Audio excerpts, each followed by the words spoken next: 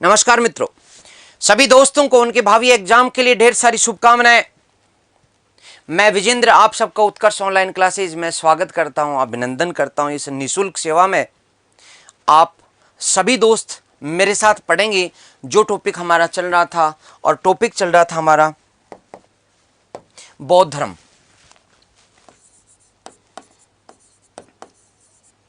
बौद्ध धर्म की इस टॉपिक में हमने बात की थी गौतम बुद्ध की।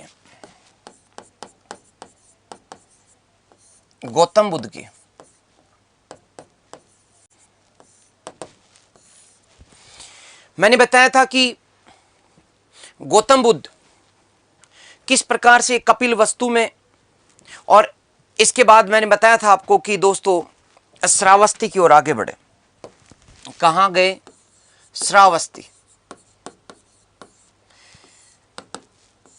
श्रावस्ती के लिए मैंने 16 महाजनपद आपको पढ़ाते समय बताया था दोस्तों कि ये कौशल महाजनपद की राजधानी थी श्रावस्ती, कौशल की। तो श्रावस्ती पहुंचे। यदि हो सकता है श्रावस्ती नहीं पूछे तो कौशल महाजनपद भी कर लें, क्योंकि श्रावस्ती कौशल महाजनपद की राजधानी थी। यहां गौतम बुद्ध के साथ कई चीजें जुड़ी हुई हैं, एक एक करके अपन देखते हैं। नंबर 1, गौतम बुद्ध ने सर्वाधिक वर्षावास कहां बिताए? सर्वाधिक समय, वर्षावास को समय कहा जाता है। कैसे?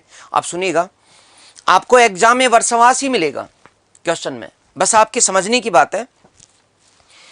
वो एक दौर हुआ करता था दोस्तों, जब नदियां उफान पर होती थी तब पुल नहीं होते थे नदियों पर, चारों तरफ नदी नालों की बाढ़ आ जाया करती थी। और ये क्षेत्र यूपी और बिहार का क्षेत्र, जहां वैसे ही ईश्वर की कृपा बारिश के रूप में और हिमालय की नदियों के रूप में खूब रहती है। इसलिए वर्षा काल में गौतम बुद्ध ना उपदेश दिया करते थे, ना कहीं जाया करते थे। वे कहते थे कि वर्ष के 12 महीने में 8 माह भ्रमण करेंगे, उपदेश देंगे, और 4 माह आराम करने की, विश्राम। और विश्राम करने के लिए जिन जगह को चुना गया उसे विहार कहा गया, जिसको हम बाद में बौद्ध विहार के रूप में पढ़ेंगे। हालांकि विश्राम का मतलब पूर्ण विश्राम नहीं होता था। यहां गौतम बुद्ध ने कहा था कि जो गलतियां हो जाती हैं उनका प्रायश्चित खुद को करना चाहिए, अपने और अधिक ज्ञान का अर्जन करना चाहिए, लेकिन कहीं पर भी जाना नहीं है, कहीं पर भी आना नहीं है। इसलिए विश्राम। और चूंकि 4 माह कौन से ये दोस्तों, ये 4 माह वर्षा वाले 4 महीने, जो वर्षा ऋतु जो आती है, उस वर्षा ऋतु में ये विश्राम किया करते थे। तो वर्षावास इसका नाम होता था, वर्षावास। ठीक, वर्षावास, ये मैंने आपको यहां पे लिख ही दिया। तो 4 महीने वर्षावास के, तो एक वर्ष में सबसे ज्यादा 4 महीने ही वो रुका करते थे, 8 महीने प्रचार किया करते थे। श्रावस्ती में सबसे ज्यादा वर्षावास के, सबसे ज्यादा समय श्रावस्ती में बिताया। यदि क्वेश्चन घूम कर किया है कि सर्वाधिक समय गौतम बुद्ध ने कहां बिताया, सर्वाधिक समय बिताया कहां बिताया? श्रावस्ती में। कितने वर्षावास? 21, यानी 21 वर्ष। आप समझ सकते हैं ना, इसका मतलब श्रावस्ती उनको विशेष प्रिय थी। ठीक है, ओके दोस्तों। अब जब सबसे ज्यादा रहेंगे तो सबसे ज्यादा उपदेश भी वहीं देंगे। तो सर्वाधिक उपदेश उनके कहां हुए? सर्वाधिक उपदेश उनके श्रावस्ती में हुए। देखो, जुड़ी हुई बातें। श्रावस्ती एक तरह से केंद्र बिंदु है। इधर चाहो तो मथुरा आ जाओ, इधर चाहो तो आप जो पश्चिमी क्षेत्र है उसमें आ जाओ, ऊपर चाहो तो मलू के क्षेत्र में चले जाओ, दक्षिण में जो क्षेत्र है जैसे कि हमने पढ़ा था वत्स वगैरह, कौशाम्बी वगैरह, और पूर्व के अंदर मगध है। इसलिए केंद्र होने के कारण सबसे ज्यादा वे श्रावस्ती में रुके। श्रावस्ती में सर्वाधिक उपदेश दिए। श्रावस्ती में जब सर्वाधिक रुकेंगे तो सर्वाधिक उपदेश भी देंगे। और सर्वाधिक उपदेश देंगे ना दोस्तों तो सर्वाधिक शिष्य भी बनेंगे। अरे जो सुनेगा नहीं तो फिर बनेगा कैसे? जो पढ़ेगा नहीं सिलेक्शन कैसे होगा? तो यहां पर सबसे ज्यादा सुनने वाले लोग थे, इसलिए सर्वाधिक शिष्य कहां, सर्वाधिक शिष्य बनाए कहां से बनाए? इनके सर्वाधिक शिष्य कहां बने? श्रावस्ती में। क्लियर? ये जुड़ी हुई चीजें, रटने की जरूरत नहीं है इनको। केंद्रीय स्थान होने के कारण श्रावस्ती में गौतम बुद्ध सबसे ज्यादा समय रुके, सबसे ज्यादा समय रुकने के कारण गौतम बुद्ध ने सर्वाधिक उपदेश श्रावस्ती में दिए, और सर्वाधिक उपदेश दिए इसलिए गौतम बुद्ध ने सर्वाधिक शिष्य श्रावस्ती में बनाए। ये जुड़ी हुई चीजें, रटने की जरूरत नहीं इनको। हाँ, एक चीज का ध्यान रखना कि श्रावस्ती यदि नहीं आए तो कौशल आ सकता है, क्योंकि कौशल की राजधानी क्या है? श्रावस्ती। ठीक। और एक और चीज यहां पर जुड़ी हुई थी, एक भयंकर डाकू था जिसका बड़ा आतंक था साहब, और डाकू का नाम था अंगुलीमाल। उसको भी शिष्य बना लिया।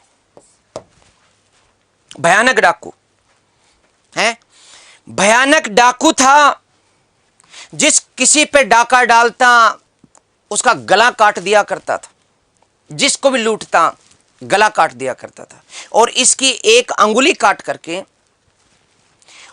एक उंगली काट करके अपने गले में उसकी पहचान के लिए कि मैंने कितनी को लूटा, अपने गले में लटका लिया करता था। अंगुलीमाल, अंगुलियों की माला पहना करता था, और माला इसकी काफी लंबी हो चली थी।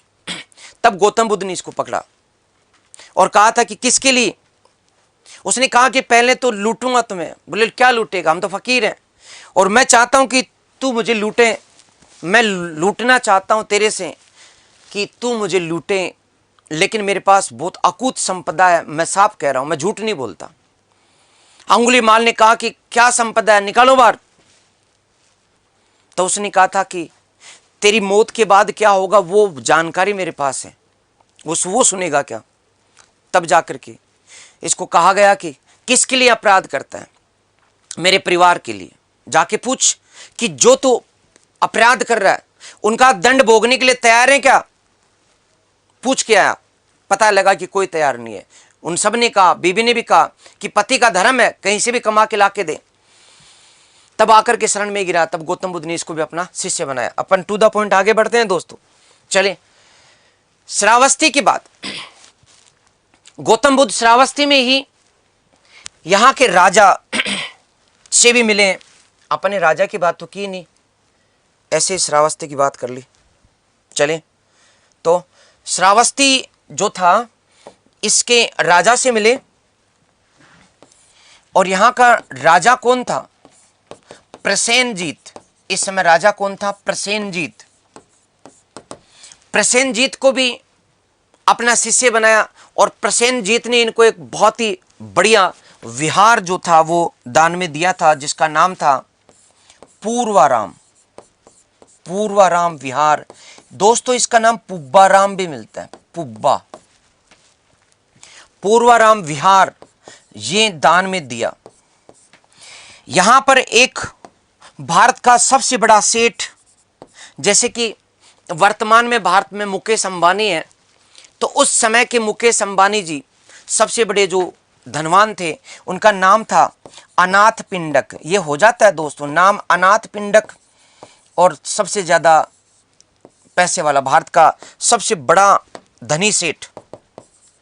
ये श्रेष्ठिन था, श्रेष्ठिन यानी कि सेठ जी जिसको अपन कहते हैं, बहुत अधिक पैसे वाला। इसको भी उसने शिष्य बनाया गौतम बुद्ध ने, और तब इसने, इस श्रेष्ठी ने जैतवन विहार दान में दिया। कौन सा दिया? जैतवन विहार। ये 3-4 विहार ऐसे हैं ये पूछ लिए जाते हैं, क्योंकि जैतवन विहार सबसे बड़ा विहार था। ठीक है, और पुब्बाराम विहार जिसमें कि गौतम बुद्ध ने सबसे ज्यादा शिक्षाएं दी थी। ओके दोस्तों, चलिएगा आगे बढ़े। श्रावस्ती से निकले गौतम बुद्ध और वैशाली पहुंचे। कहां पहुंचे? वैशाली।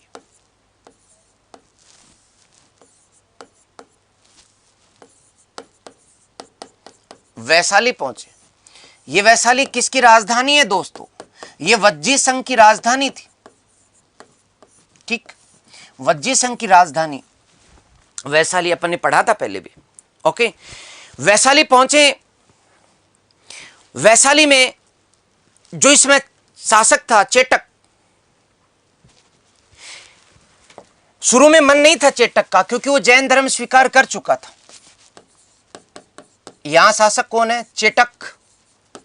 मन नहीं था, महावीर स्वामी का मामा था, जैन धर्म को स्वीकार कर चुका था।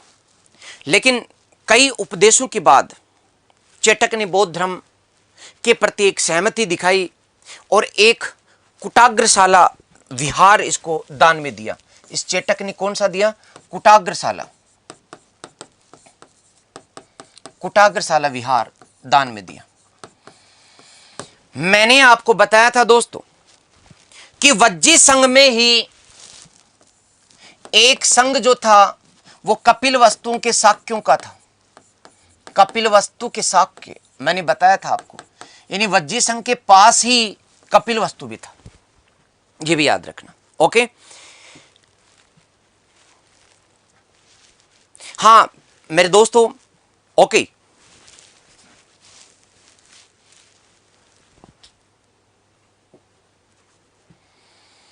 चलिए, मैंने आपको बताया कि यहां वैशाली में एक घटना घटित होती है। और वैशाली में कौन सी घटना घटित हुई, सुन लीजिएगा। वैशाली में एक बेहद सुंदर नर्तंगना थी और उसका नाम था आम्रपाली। वैशाली की नर्तंगना, उस जमाने में उसे नगर वधू कहा जाता था। बेहद सुंदर नर्तंगना, नाम आम्रपाली।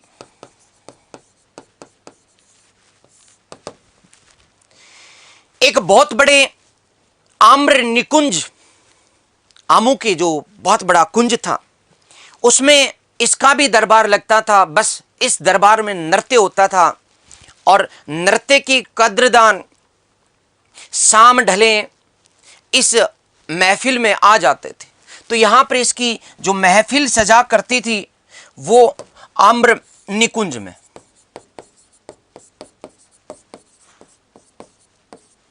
आम्र निकुंज था इसका, आम्रपाली का। इसमें इसकी महफिल सजा करती थी और शाम ढले भारी भीड़ जुटा करती थी। एक दिन ऐसा आया कि शाम को इसकी महफिल में, इस कलाकार की, इस नृत्य कलाकार की महफिल में भीड़ नहीं आई। आम्रपाली ने पूछा जो चंद लोग आए उनसे कि रे क्या बात हुई, क्या मेरे नृत्य में कोई खोट आया, क्या मेरे सौंदर्य में कमी हुई है? नहीं, ऐसा तो नहीं है। तो फिर आज भीड़ क्यों नहीं है?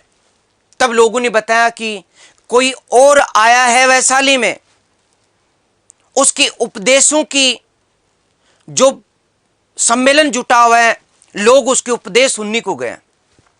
वैशाली को बड़ा अजीब लगा कि मेरे अलावा क्या कोई और है जो लोगों को खींच सकता है? क्या मेरे अलावा कोई और है जहां लोगों का इंटरेस्ट हो सकता है? क्या मेरे इस आम्र निकुंज के बाहर कोई और भी कुंज है जहां पर भीड़ जुटती है? उसने कहा हां। बड़ी ईर्ष्या भाव कि कौन है आखिर वो जिसने मेरी इस कला को डिफीट किया। ये आम्रपाली भी सुनने के लोग पहुंची। और तब गौतम बुद्ध परफेक्ट तरीके से अपनी उस शिक्षा को दे रहे थे कि हम हर चीज क्षणिक है। अपना क्षणिकतावाद का सिद्धांत यहां पेश किया था। दुनिया की हर चीज क्षणिक है। दीपक जलता है तो लगता है कि दीपक जल रहा है, रोशनी लगातार आ रही है, लेकिन दीपक को देखना, दीपक की लो को देखना, दीपक की जो लो है वो वास्तव में कंटिन्यू जलती नहीं है।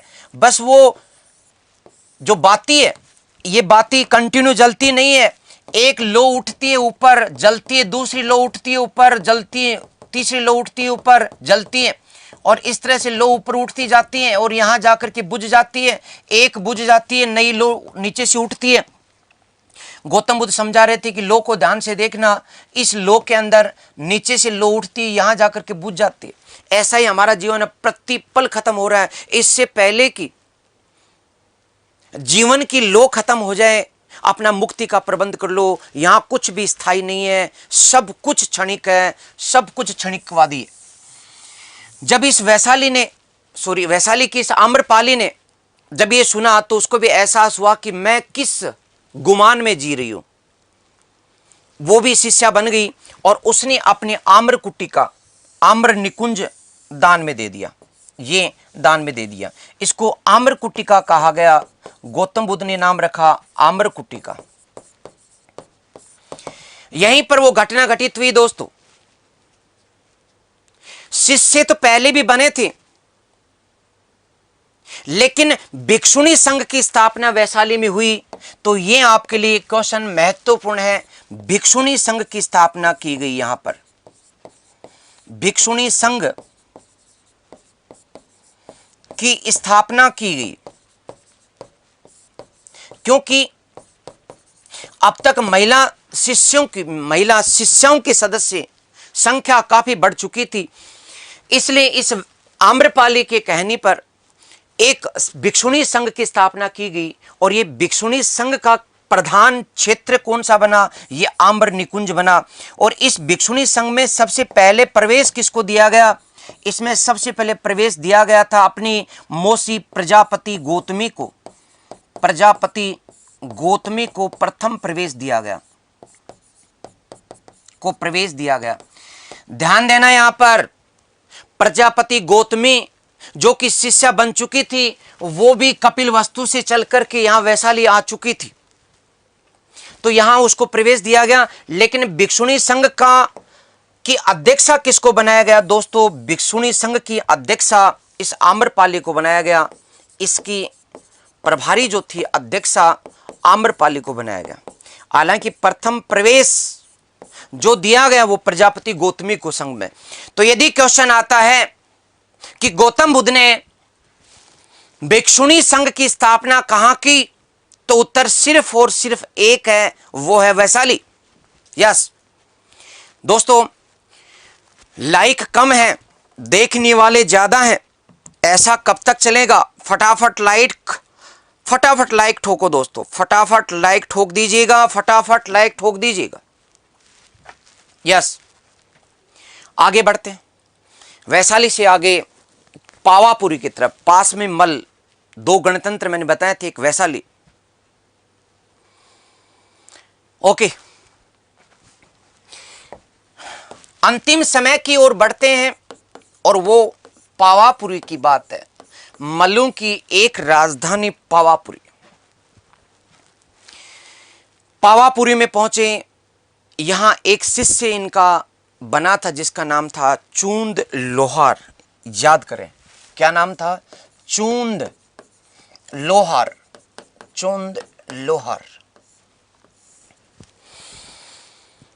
शाम का समय था।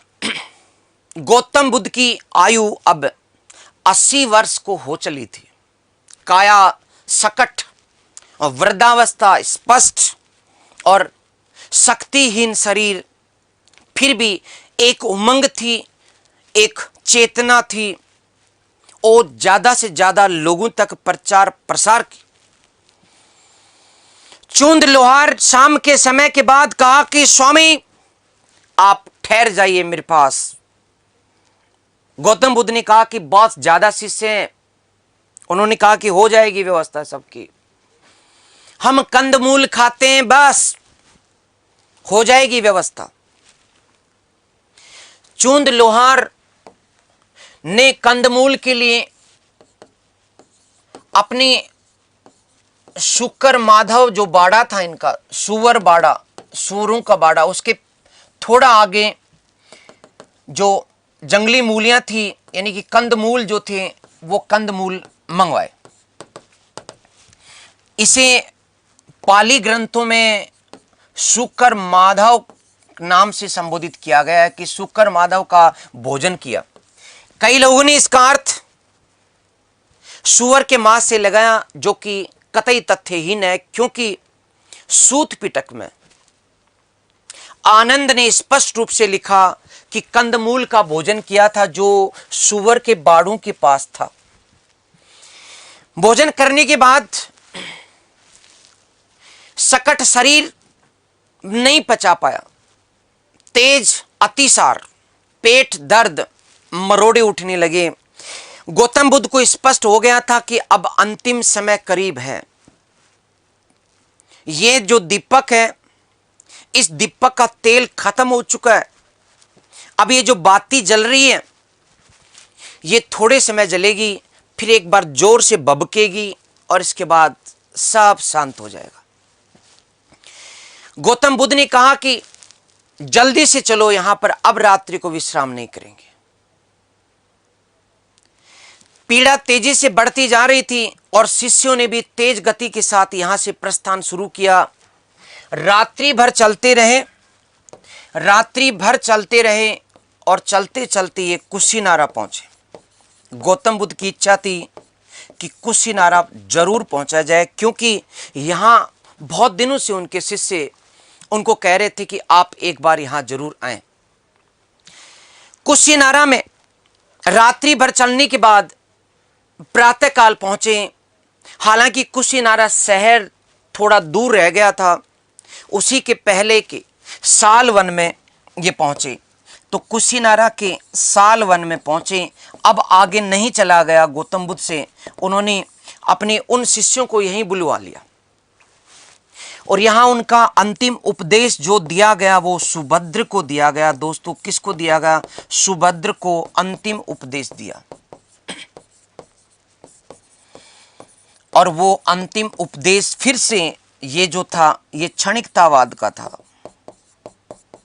क्षणिकतावाद का अंतिम उपदेश था और इसका भी सारांश यही था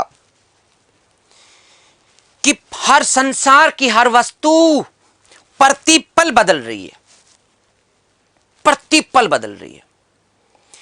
हमें ऐसा लगता है कि हम ऐसे कैसे नहीं, हम हर सांस, एक सांस आती है दूसरी सांस के साथ बदल रहे हैं। हमें परिवर्तन नजर नहीं आता, लेकिन छोटा छोटा परिवर्तन प्रति सेकंड हो रहा है, प्रतिपल परिवर्तन हो रहा है। संसार के हर चीज में परिवर्तन हो रहा है। यहां तक कि अपने को जो सूर्य, जो चंद्रमा, जो पृथ्वी दिखती है, ये भी हमेशा नहीं है, नित्य कुछ भी नहीं है। और आज वैज्ञानिक ये बात कह रहे हैं कि हाँ, सूर्य भी आधी उम्र पूरी कर चुका है और इसके बाद ये भी ब्लैक होल बन जाएगा, ड्वार्फ बन जाएगा।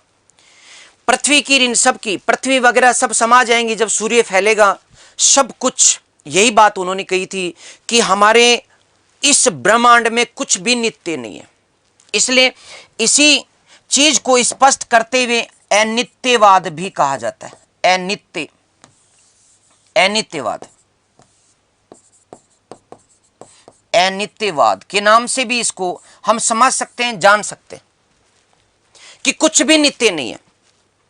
यह हमारे शरीर में प्रतिपल परिवर्तन हो रहा है। इससे पहले कि अंतिम परिवर्तन हो, मुक्ति का मार्ग प्रस्तुत कर लें, अपनी अपनी मुक्ति को पहले प्राप्त कर लें, क्योंकि कुछ भी स्थिर नहीं है।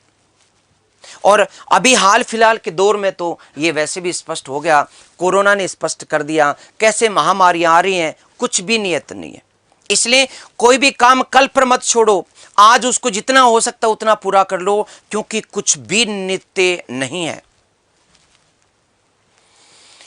Okay Babli ji, thank you very much.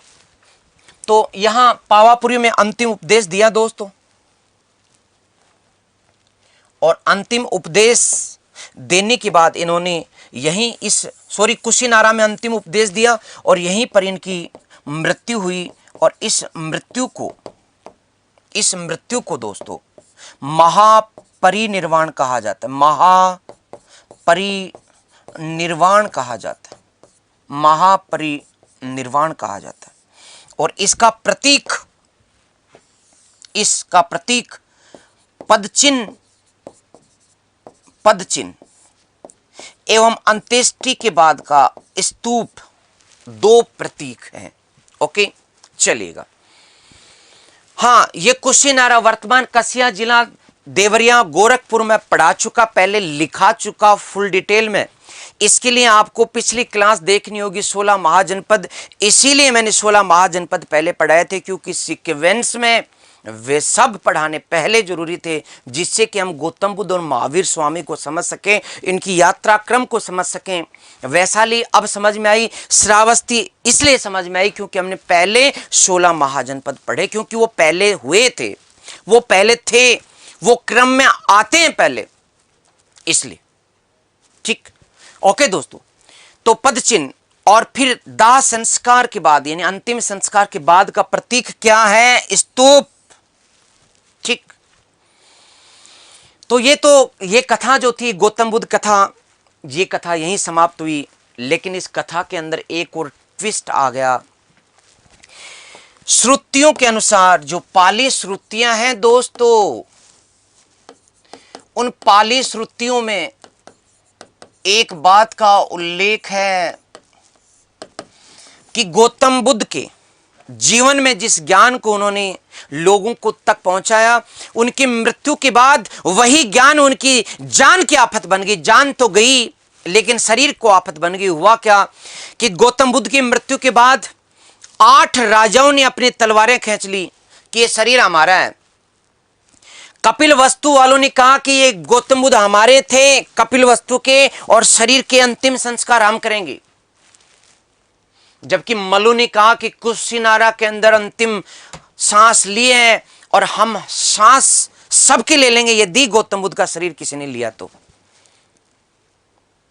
Shravasti के शासक ने भी कहा कि सबसे ज्यादा हमारे पास रहे, इसलिए 8 राजाओं ने, 8 क्षत्रिय राजाओं ने अपनी तलवारें खींच ली। और अंत में गौतम बुद्ध का जो शिष्य था आनंद, उसने अश्रुपूरित नेत्रों के साथ सब राजाओं को जो तलवार खींच चुके थे, जो अपनी सेनाओं को लगा चुके थे, उन सबको कहा कि शर्म आनी चाहिए आप सबको। गौतम बुद्ध ने जिस शांति सद्भावना का जो संदेश दिया वो उनके जाते ही तिरोहित हो गया। अंत में कहा कि मैं नहीं चाहता कि प्रभु के मरने का जो कारण है वो हिंसा का कारण बने, मैं नहीं चाहता। आप ऐसा करें, ये जो शरीर है इसके 8 टुकड़े कर लो और बांट लो इसको आपस में, लेकिन लड़ो मत, मैं लड़ाई नहीं चाहता।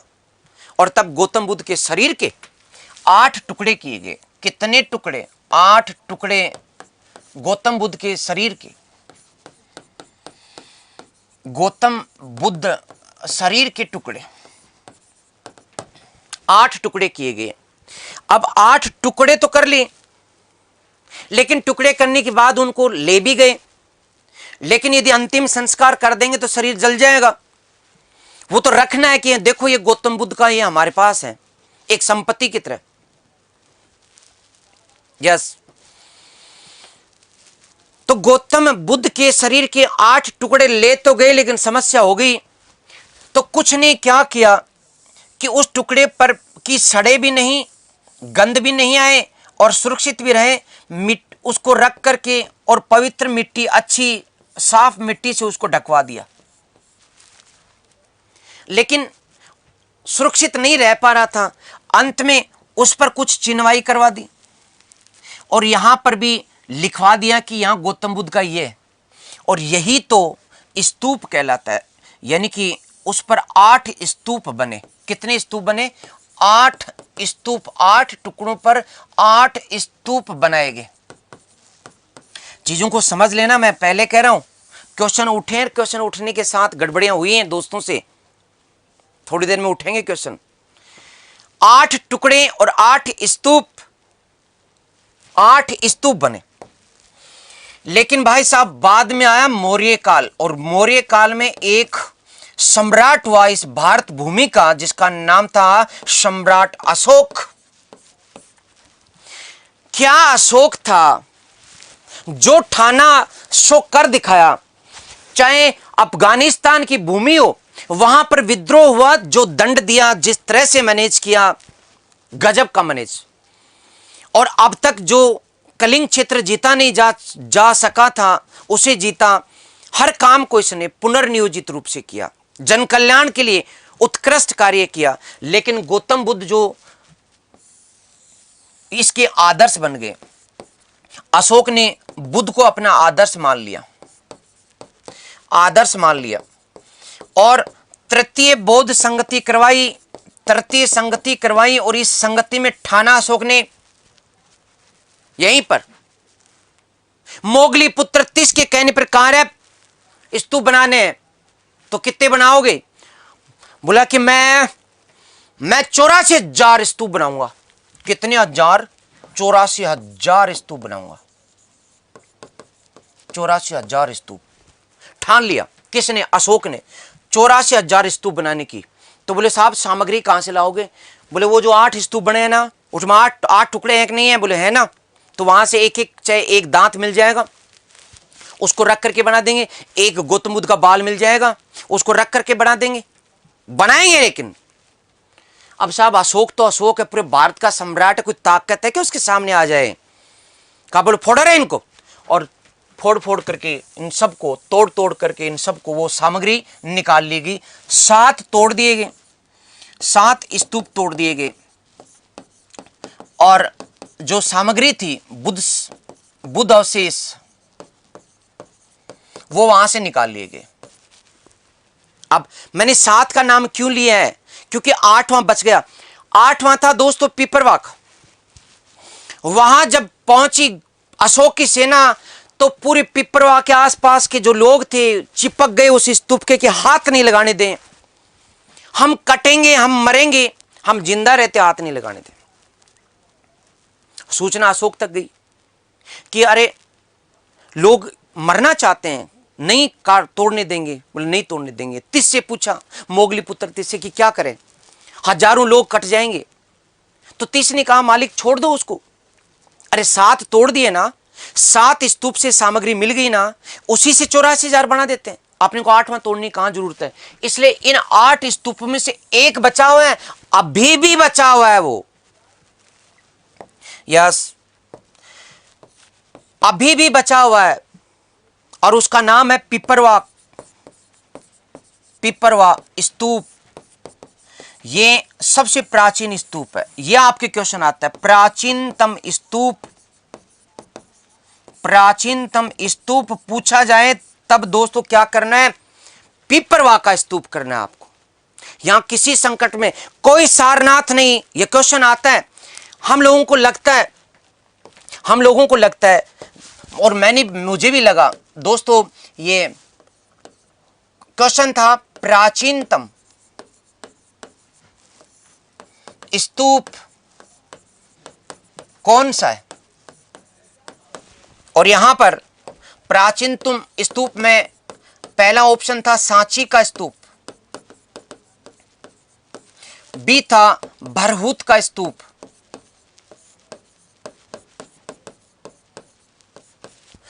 सी था अमरावती का स्तूप,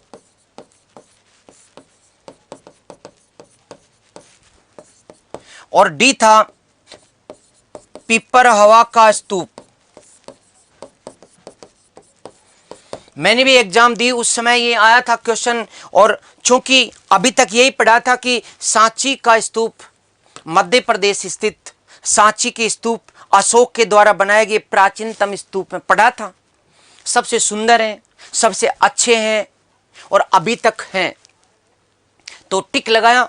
उम्मीद थी क्योंकि सुना बहुत था और किताबों में लिखा भी यही था ज्यादातर में, क्योंकि स्तूप जो शब्द है मौर्य काल से प्रारंभ होता है। मौर्य काल के साथ हम स्तूप पढ़ते हैं, मौर्य कालीन कला में पढ़ते हैं। तो ये करके आया और गलत हो गया मेरा।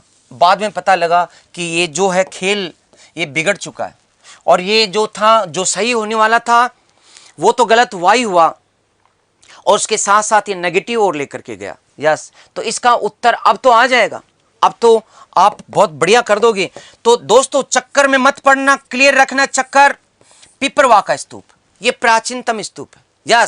यस दोस्तों, आपकी तालियों के इन संकेतों से मैं समझ सकता हूं कि आप मेरा हौसला अफजा करके आगे और बढ़िया पढ़ना चाहते हैं। ओके, यस, यही तो बात है। कुछ तो बात है कि व्यक्ति जो ठोकरें खाता है वो ठोकरें व्यर्थ नहीं जाती, उसे सबक दे जाती हैं, बशर्ते कि व्यक्ति उसे सबक ले।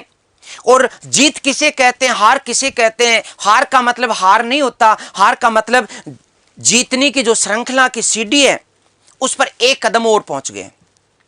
हार का मतलब ठोकरें हैं, सबक हैं, ले लो, जितने मिलेंगे काम आएंगे, उसे परेशान होने की जरूरत नहीं है। यस दोस्तों, ओके, यस। तो अभी तो दोस्तों इनकी जो संख्या है स्तूपों की वो अनगिनत है, अभी चक्कर में मत पड़ना। लेकिन हां, अशोक ने 84,000 जरूर बनवाए थे। वाह, क्या बात है, क्या बात है। ये ताकत है मेरी, ये सबसे बड़ी गुरु दक्षिणा है जो आप लोगों के द्वारा प्रदान की जाती है। Thank you very much. Okay दोस्तों, तो मैंने बताया गौतम बुद्ध के ऊपर अपना पूरा व्याख्यान यहां समाप्त हुआ। अब अपन आगे बात करेंगे अगले टॉपिक के बारे में। मैंने आज आपको स्क्रीनशॉट नहीं दिया, फटाफट ले लें अब। यस, मैं सबका धन्यवाद देता हूं। यस, क्या प्यारे मैसेज हैं, वाह, thank you very much, thank you very much, thank you very much. मैं महान नहीं हूं मेरे दोस्तों, मैं आपका दोस्त हूं। Yes, okay, thank you. चलिए स्क्रीनशॉट लें।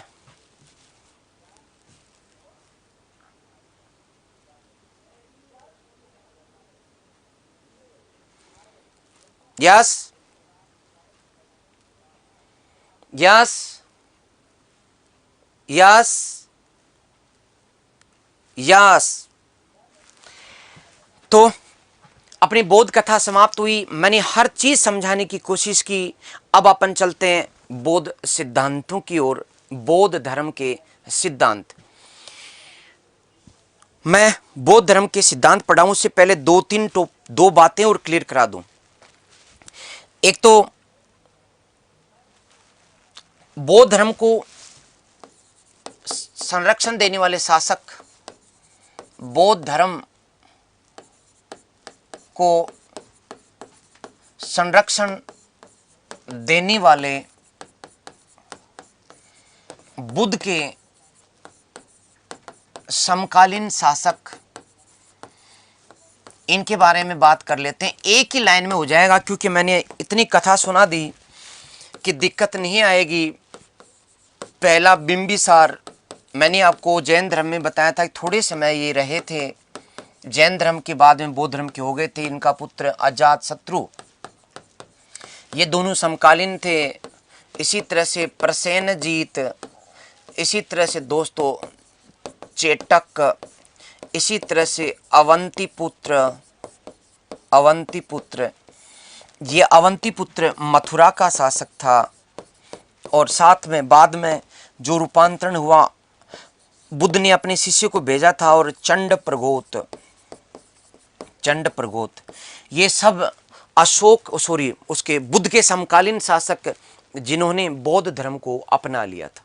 यस, तो मैंने आपको जो बताया उसमें एक शासक और है, वो है उदयन। कौन है दोस्तों? उदयन। पूरी कथा सुना दी थी, इसलिए यहां पर समय खराब नहीं करना, अपने को सीधा टू द पॉइंट आगे बढ़ना। स्क्रीनशॉट लीजिए फटाफट। Yes yes yes. चलिए, बिना किसी समय के एक सेकंड को खराब किए अपन सीधा चलते हैं बौद्ध धर्म की शिक्षाएं। और यदि ये समझ में आ गया, या बौद्ध धर्म के सिद्धांत, बौद्ध धर्म सिद्धांत यदि ये समझ में आ गया, तो दोस्तों फिर आपका भी मुक्ति का मार्ग जो प्रबंध कर रहे हैं वो भी एक श्रृंखला उसकी सफलता की ओर बढ़ जाएगी।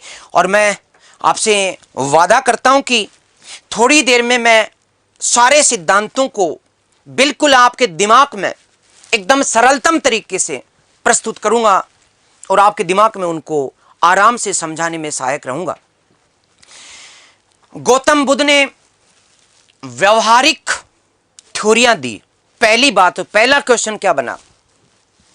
महावीर स्वामी के सिद्धांत और गौतम बुद्ध के सिद्धांतों में एक फर्क है।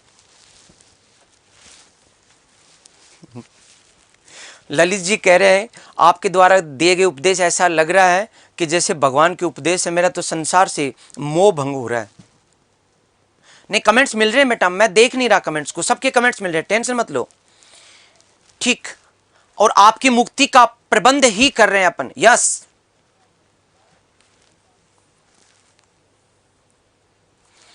अपन अहिंसा को बाहरी आक्रमणों से हारने का कारण नहीं माने बेटा, हमें हिंसा की तरफदारी नहीं करनी। यस, कोई जरूरी नहीं है कि आप युद्ध करें, आप युद्ध की तैयारी पूरी रखें। समझ रहे हैं, मैं बताऊंगा आपको। यस, पॉलिटिकल की क्लासें मेरी इसी तरह से होती हैं, बिल्कुल जो आर्टिकल्स हैं वो अप्लाइड रूप से मैं पूरा समाज से जोड़कर कहानियों के माध्यम से कि किस में क्या केस स्टडी हुई, इसी तरह से बताता हूँ। और वहां मैंने पंचशील के साथ इस बात को पूरा समझा रखा है। यस, ठीक। तो विमला जी, आप क्या मान रहे हैं? मैं आपके सामने बैठा हूं, आप क्यों महसूस करते हो कि यूट्यूब की भीड़ है? मुझे जैसा कि कुछ दोस्तों ने कहा, मेरे साथी टीचर्स ने, कि यूट्यूब पर सिंसियर विद्यार्थी पढ़ने नहीं आते। यूट्यूब पर तो यूं ही कोई आ जाता है, कभी चला जाता है, कभी बीच में उड़ जाता है, कभी आ जाता है। मैंने कहा नहीं, मैं यूट्यूब पर भी डिसिप्लिन मेंटेन करके दिखा दूंगा। मैं मेरे बच्चों को, मेरे स्टूडेंट्स को बड़े प्यार से उसी तरह से जैसे तो क्लास में सामने बैठे हैं वैसे ही पढ़ा दूंगा। Okay, yes. चलिए दोस्तों, बौद्ध धर्म के सिद्धांतों की बात करते हैं। यहां से स्टार्टिंग से मैं जिस रूप में लूं आप समझिए। गौतम बुद्ध का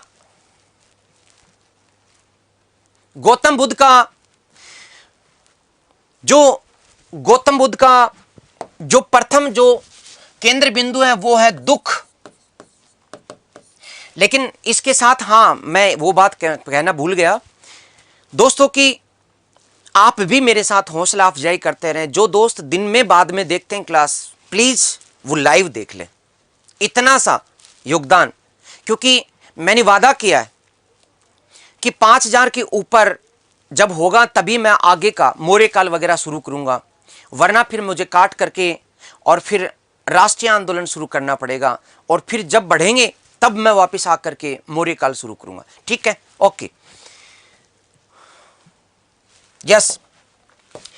तो गौतम बुद्ध का जो केंद्र बिंदु है वो दुख के इर्द गिर्द घूम रहा है। इसलिए गौतम बुद्ध ने व्यक्तियों की उस व्यवहारिकता को पकड़ा कि समस्या कहां है।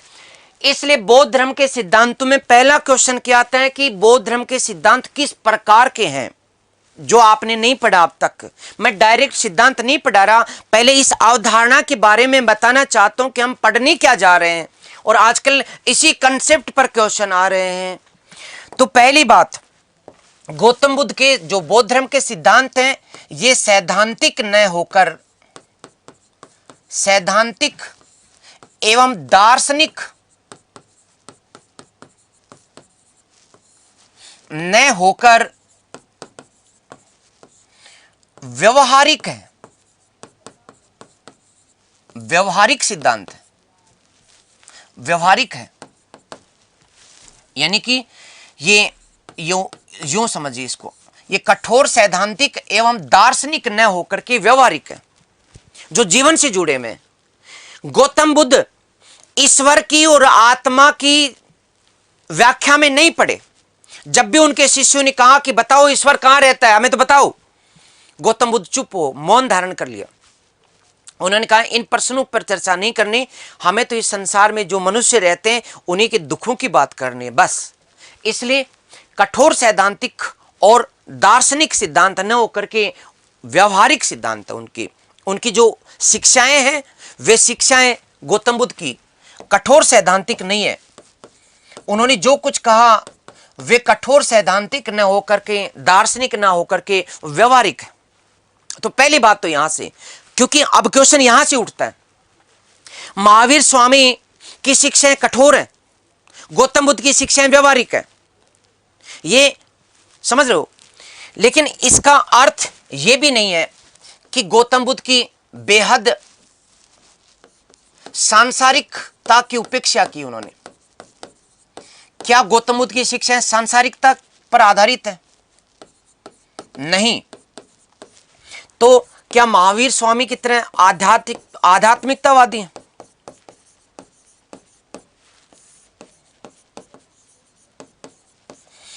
अब सुनिए, उसी समय की बात है, 6ठी शताब्दी की बात। चारवाक हुए थे, उन्होंने कहा खाओ पियो मौज करो, मरने के बाद कोई दोबारा नहीं आता, ये जीवन मिला है, एक बार मजे करो। इसलिए उन्होंने काम वासना को परम पुरुषार्थ बताया। किसने? चारवाक ने। तो चारवाकवादी जो, और इसी तरह का एक और थे पूर्ण कश्यप, भौतिकतावादी थे। तो उस समय बहुत सारे जो संप्रदाय थे वो सांसारिकता पर बल देते थे। और हम चाहे आलोचना कितनी भी कर दें, वर्तमान समय में भी देखोगे तो लोग ज्यादातर सांसारिकता पर बल देते हैं। ठीक है, तो महावीर स्वामी ने क्या किया कि इस सांसारिकता की बिल्कुल उपेक्षा करते हुए आध्यात्मिकता को जोड़ दिया। ये किसकी बात है? ये महावीर स्वामी की बात है, जैन धर्म की बात है। ठीक, जैन धर्म। तो जैन धर्म के कठोर सिद्धांत है, एकदम कठोर। जैसे कि महावीर स्वामी ने कहा कि मन से, वचन से और कर्म से ब्रह्मचर्य का पालन करना, विचार तक नहीं आना चाहिए। मन से, वचन से और कर्म से अहिंसा का पालन करना है। यदि किसी व्यक्ति के बारे में आपने सोचा भी कि एक थप्पड़ मार देता मैं उसके, तो वो तो टूट गया। तो बेहद कठोर है। कौन? जैन धर्म के कठोर सिद्धांत। इन्होंने आध्यात्मिकता पे बल दिया। तो गौतम बुद्ध के सिद्धांत किधर गए? गौतम बुद्ध के सिद्धांत इधर से आगे और इधर से कम, इनसे ज्यादा, यानी सांसारिकता पे बल नहीं दिया, आध्यात्मिकता की ओर बढ़े। तो इधर बढ़े तो सही, लेकिन कठोरता पर नहीं पहुंचे, बीच में रह गए, बीच में रह गए। इसलिए गौतम बुद्ध के सिद्धांत को मध्यम मार्गी सिद्धांत कहा जाता है, मध्यम मार्गी सिद्धांत कहा जाता है। इसलिए बौद्ध धर्म को मध्यम मार्गी धर्म कहा जाता है, मध्यम मार्गी धर्म कहा जाता है। आजकल ये दो क्वेश्चन सबसे ज्यादा देखने को मिले मुझे। बौद्ध धर्म मध्यम मार्गी क्यों है? गौतम बुद्ध ने मध्य मार्ग क्यों अपनाया? गौतम बुद्ध ने मध्य मार्ग क्यों अपनाया? बौद्ध धर्म के सिद्धांत किस प्रकार के हैं? ठीक, गौतम बुद्ध की शिक्षाएं जीवन के से जुड़ी हुई व्यवहारिक है या दार्शनिक सिद्धांत है? इस तरह की चीजें ज्यादा उठ रही हैं। इसलिए सबसे पहले ये सुनिए आप। अब ये बात समझ में आ गई कि एक तो मध्य मार्ग के सिद्धांत है, बहुत ज्यादा कठोर भी नहीं है और बहुत ज्यादा सांसारिकता वाले भी नहीं है। ठीक, ओके, आगे बढ़ते हैं। फिर गौतम बुद्ध की शिक्षाएं कितनी?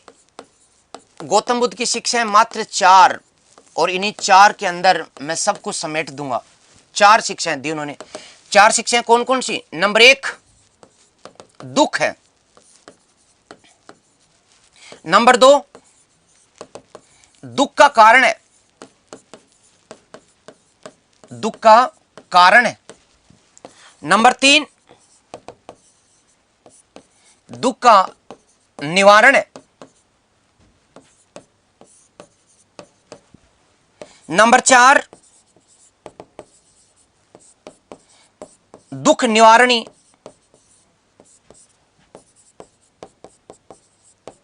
अष्टांगिक मार्ग। ये लो, हो गई शिक्षा। थोड़ी व्याख्या की जरूरत है।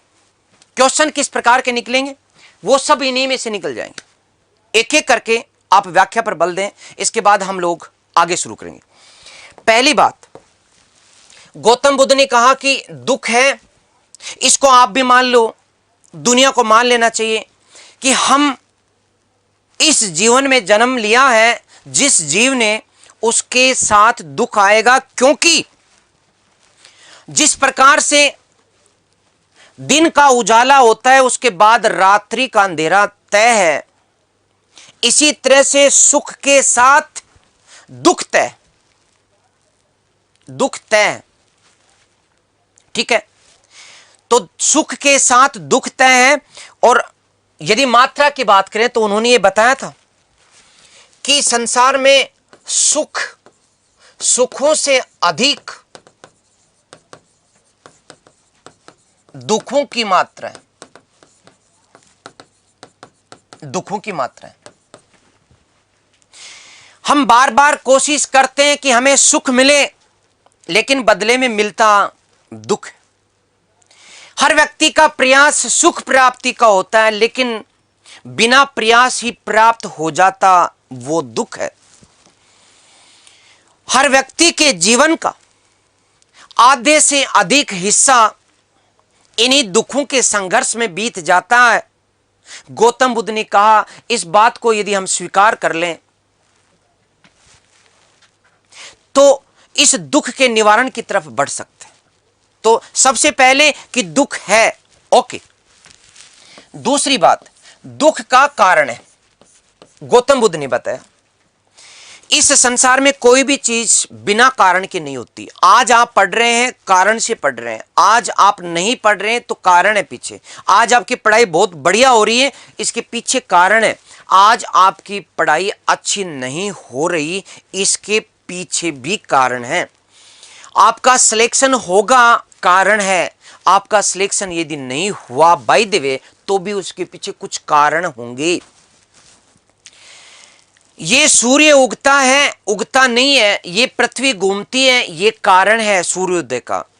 ये रात्रि का भी कारण है, ये जन्म होता है उसका भी कारण है, ये मृत्यु होती है उसका भी कारण है। बिना कारण कोई वस्तु नहीं है। ये कारण कार्य जो श्रृंखला है, ये कारण कार्य श्रृंखला, ये अमिट है और हमें इसको समझना है।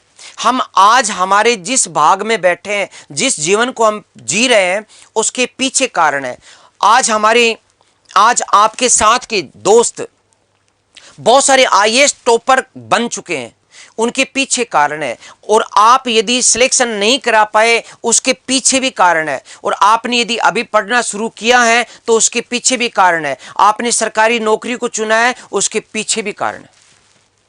यस, तो कारण की बात कही। दुख का, प्रत्येक दुख का कारण है। हमें दुखों को हटाने की जरूरत नहीं है, उनके पीछे जो कारण है उनको हटाने की जरूरत है। कई बार आप लोगों को लगता है कि मैंने फला व्यक्ति का साथ दिया तो उसने मेरा परीक्षा के समय टाइम खराब कर दिया और उस कारण से मेरा सिलेक्शन नहीं हुआ। व्यक्ति थोड़ी ना है कारण। गौतम बुद्ध कहते हैं उसका मूल कारण ढूंढो। आप में उस व्यक्ति से जुड़ने की जो आकर्षण था वो था कारण। आकर्षण को, तृष्णा को छोड़ दो, मूल कारण का अंत होना चाहिए।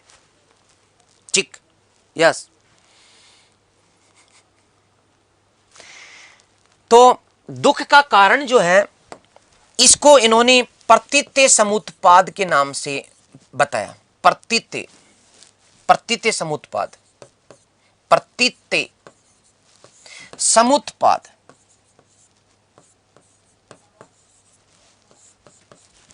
प्रतीत्य समुत्पाद ये बौद्ध धर्म की केंद्रीय अवधारणा है, इससे नहीं भाग सकते। बौद्ध धर्म की केंद्रीय अवधारणा क्या है? जब क्वेश्चन आएगा बौद्ध धर्म किस अवधारणा पर टिका हुआ है, वो प्रतीत्य समुत्पाद है। ठीक है दोस्तों, प्रतीत्य समुत्पाद जिसका अर्थ क्या है? प्रतीच्य, यानी इसके होने से समुत्पाद ये होता है। तो प्रतीत्य समुत्पाद का अर्थ क्या है? प्रतीत्य समुत्पाद, इसका अर्थ क्या होता है? इसका अर्थ ये कार्य कारण से जुड़ी हुई केंद्रीय अवधारणा है। कार्य और कारण से जुड़ी केंद्रीय अवधारणा, इसको हमें समझना होगा और 2 मिनट में आपको समझ में आ जाएगा, कहीं दिक्कत नहीं। प्रतीच्य, इस शब्द का अर्थ क्या? प्रतीत्य का अर्थ है इसके होने से ये होता है। तो कार्य ये हो गया और ये क्या हो गया? कारण। और ये क्या है? कार्य। तो कार्य कारण से जुड़ी हुई एक श्रृंखला, यही चीज आपको समझनी है। अब अपन इसके व्यक्त करने का जो तरीका है, आप अपने जीवन में झांक करके देखिए। कोई दिन आपका अच्छा बीतता, उसके पीछे के कारण है, लेकिन मूल कारण की तरफ खोज करें। हमारे अधिकांश 99% जो साथी, या मैं भी उन्हीं में से, हमारी समस्या क्या है? हम मूल कारण की तरफ नहीं बढ़ पाते। हम छोटे छोटे कारणों को देखते हैं कि इसके होने से ये हो गया, नहीं नहीं, अरे भाई उन सब के पीछे भी एक कारण होता है, उसको खोजो, उसका उन्मूलन जरूरी है। ठीक है, अब मैं सोचता हूं कि हम कुछ क्वेश्चंस कर लें तो ज्यादा ठीक। चलिए मैं स्क्रीनशॉट दे दूं पहले आपको। यस, फटाफट स्क्रीनशॉट लो। यस यस, चलिए अब बात करते हैं अपन क्वेश्चंस की।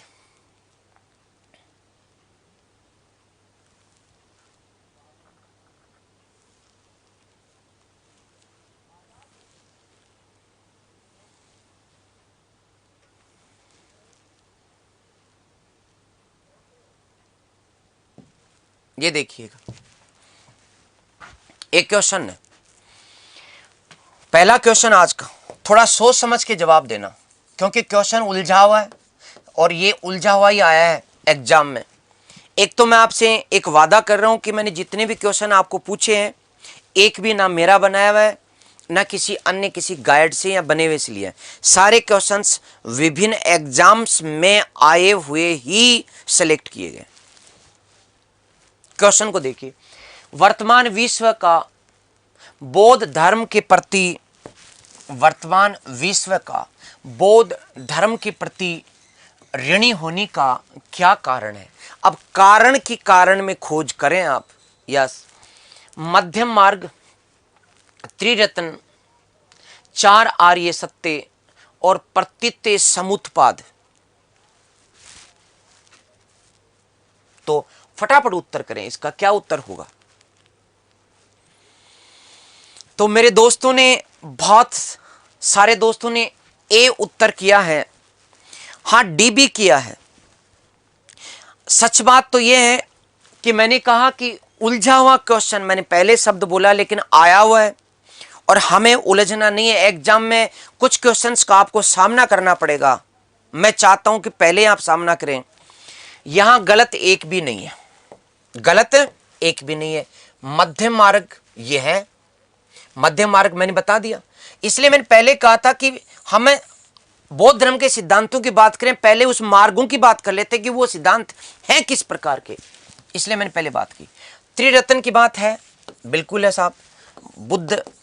बुद्धम शरणम गच्छामि, संगम शरणम गच्छामि, धम्मम, बुद्ध, धम्म और संग, और दर्शन के हैं प्रज्ञा, शील और समाधि। ठीक है ना, ये त्रिरत्न जो है बौद्ध धर्म के त्रिरत्न ये है और बौद्ध दर्शन के त्रिरत्न ये बौद्ध दर्शन के त्रिरत्न है, बौद्ध धर्म के त्रिरत्न, बौद्ध धर्म के त्रिरत्न, बौद्ध धर्म के त्रिरत्न, ओके, और बौद्ध दर्शन के त्रिरत्न। ठीक है, मैं फुल डिटेल से, मतलब जहां से क्वेश्चंस हमें गलत नहीं करवा सके उसकी बात करेंगे हम। तो मैंने बिल्कुल क्लियर किया है और आगे पढ़ेंगे अपन ये सारी बातें। चार आर्य सत्य ये भी सही है, अभी बताए थे मैंने चारों के चारों, अभी लिखे थे पीछे। और प्रतीत्य समुत्पाद भी अपनी बात कर ली है। ठीक है, अब वर्तमान में विश्व का बौद्ध धर्म के प्रति ऋणी होने का क्या कारण है, और यहां जो कारण इन सही है, यहां गलत तीन होते एक सही करते तो दिक्कत नहीं थी, चारों ही सही है। ऐसे क्वेश्चंस आपके सामने आएंगे और तब सही में से सही करना होगा, और यहां सही में से सही कौन सा है, मध्यम मार्ग। क्यों, क्योंकि प्रतीत्य समुत्पाद जो है वो इन्हीं आर्य सत्यों में शामिल है।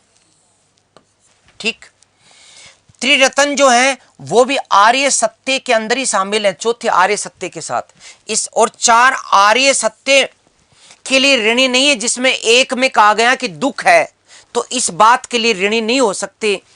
हम ऋणी हैं मध्यम मार्ग के लिए, जिनमें अतिवाद का विरोध किया गया।